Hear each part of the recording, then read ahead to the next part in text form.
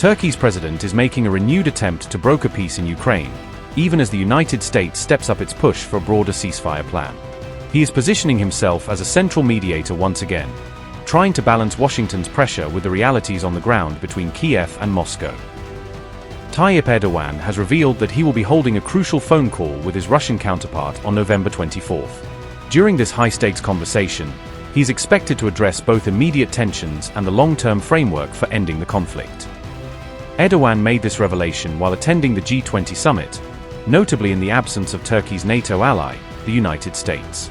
His comments underscored Ankara's willingness to act independently, even when Washington is not directly present at the negotiating table. During the scheduled call, Erdogan said he intends to raise the issue of a comprehensive Ukraine peace deal with Vladimir Putin. He hopes to revive stalled diplomatic channels and explore whether Moscow is ready to consider fresh terms for de-escalation. Aside from the core Russia-Ukraine conflict, Erdogan will also urge Putin to reopen the crucial Black Sea corridor for grain and trade. Restoring this route is seen as essential not only for Ukraine's economy, but also for global food security and regional stability. I mentioned that I had a meeting with Ukrainian President Volodymyr Zelensky in Ankara last week. Tomorrow, we will have another phone call with Mr. Russian President Vladimir Putin. And after those meetings, obviously we had an effort regarding a grain corridor. This grain corridor effort was actually intended to pave the way for peace. Now, I will ask Mr. Putin to do this, to restart the Black Sea grain corridor, again in our talks tomorrow. I believe it would be very beneficial if we could initiate this process. Of course, again, so many people have died. What steps can we take to stop these deaths? I will discuss these with him. And after these talks, I believe I will have the opportunity to discuss the outcome of the call with Putin, with the Europeans, Mr. US President Donald Trump, and other friends.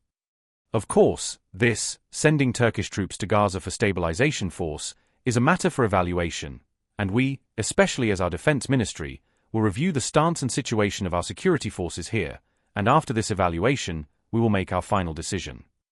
Our brothers in Sudan also demanding that Turkey take part in resolving these problems there, and we are striving and have strived to be there for peace. Earlier, on November 19th, Erdogan met with Ukrainian President Volodymyr Zelensky in Ankara for detailed discussions.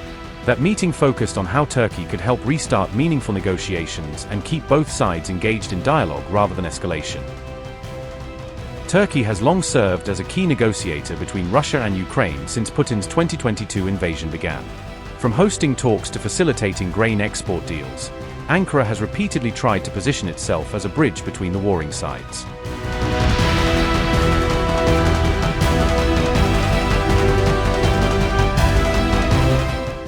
US President Donald Trump has reportedly given Zelensky a Thanksgiving deadline to accept his latest draft peace proposal.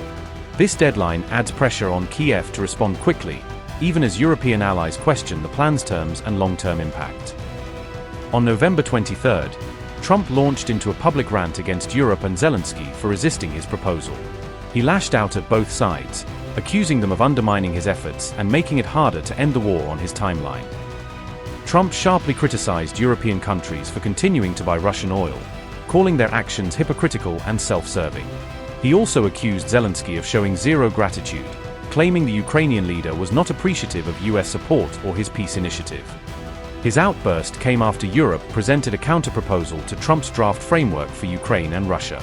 The European plan reflected different priorities, aiming to bolster Ukraine's defenses while avoiding the level of concessions to Moscow reportedly included in Trump's version. According to reports, Europe proposed allowing Ukraine to field up to 200,000 more troops than what Trump's plan had recommended. This higher troop ceiling is intended to ensure Ukraine can defend itself effectively in any post-war security arrangement. The European Union bloc also wants NATO troops stationed in Ukraine as peacekeepers, according to multiple reports. Such a move would deepen NATO's presence on the ground and signal a long-term security commitment to Kyiv. Europe has also blocked Trump's bid to make Zelensky formally concede the regions of Donetsk and Luhansk to Putin. European leaders argue that forcing such territorial concessions would reward aggression and set a dangerous precedent for future conflicts. Meanwhile, Trump's top diplomat has been holding behind-the-scenes talks with negotiators during the G20 summit in South Africa. These quiet discussions are aimed at narrowing gaps between the competing proposals and keeping all parties at the table. Marco Rubio, serving as Trump's chief envoy on the issue, announced a thaw in Ukraine peace talks and claimed that Trump was pleased with the recent progress. He suggested that the latest round of discussions had been more constructive than many earlier attempts. As Trump's deadline looms, Ukrainian and US officials have met in Geneva to discuss the Russia-leaning peace plan in greater detail. Well, today, and we've talked to him since, I think he's quite pleased at the reports we've given him about the amount of progress that's been made. Well, obviously the Russians get a vote here, right? So, I mean, look, we began from the early stage of this process with our understanding of the Russian position as have been communicated to us in numerous ways. At the State Department we received numerous written non-papers and things of this nature, also verbally, things they've discussed over time and so forth. So it was, no matter what we came up with today, obviously we now have to take what we come up with, if we can reach that agreement with the Ukrainian side, to the Russian side. That's another part of this equation. You know, they have to agree to this in order for this to work. What about new deadline? Will be new deadline, or it's... The deadline is we want to get this done as soon as possible. Obviously, you know, we'd love it to be Thursday. We'd love to be... ultimately, the important point today is that we have made substantial progress. We've really moved forward. So I feel very optimistic that we're going to get there in a very reasonable period of time very soon. You know, whether it's Thursday, whether it's Friday, whether it's Wednesday, whether it's Monday of the following week, we want it to be soon, because people are going to, between today and the time we deal with this, more people are going to die. More destruction is going to happen.